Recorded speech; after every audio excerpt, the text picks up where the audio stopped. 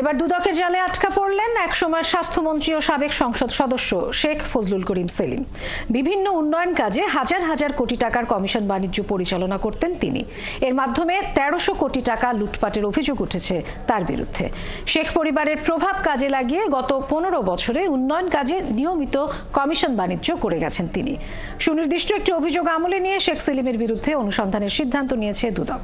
বিস্তারিত জেমসন মাহবুবের প্রতিবেদনে। ৫ আগস্ট শেখ হাসিনার পদত্যাগ ও দেশ ছেড়ে পালিয়ে যাওয়ার আগ পর্যন্ত রাষ্ট্রের সর্বোচ্চ ক্ষমতা ব্যবহার করত শেখ পরিবারের সদস্যরা। তাদের অন্যতম শেখ হাসিনার ফুফাতো ভাই শেখ সেলিম ৯৬ থেকে ২০০১ আওয়ামী শাসনামলে ছিলেন স্বাস্থ্যমন্ত্রী। ২০০৮ সাল থেকে মন্ত্রিত্ব না পেলেও ছিলেন সর্বোচ্চ ক্ষমতার কেন্দ্রে। বঙ্গবন্ধু সৃষ্টি আমরা কোথাও পালাতে জানি না।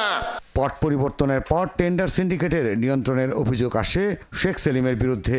১৫% কমিশনের বিনিময়ে নিজের পছন্দের ঠিকাদারের মধ্যে ১৩০০ কোটি টাকা কাজ বন্টন করেন শেখ সেলিম।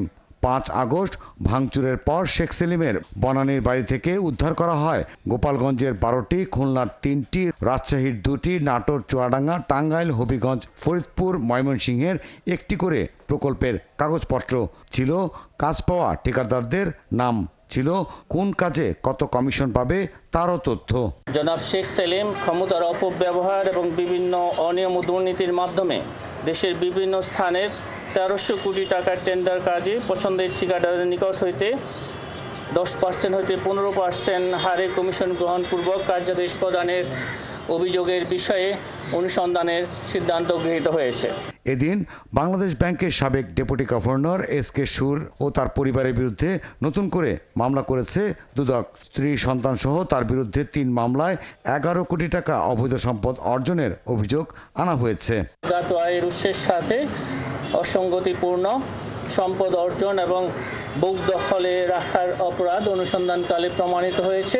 মামলা হয়েছে জাসদ সভাপতি ও সাবেক তথ্যমন্ত্রী হাসানুল হক ইনু ও তার স্ত্রীর বিরুদ্ধে।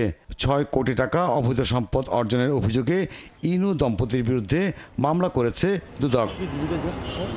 জেমসন মাহবুব, ৭১, ঢাকা।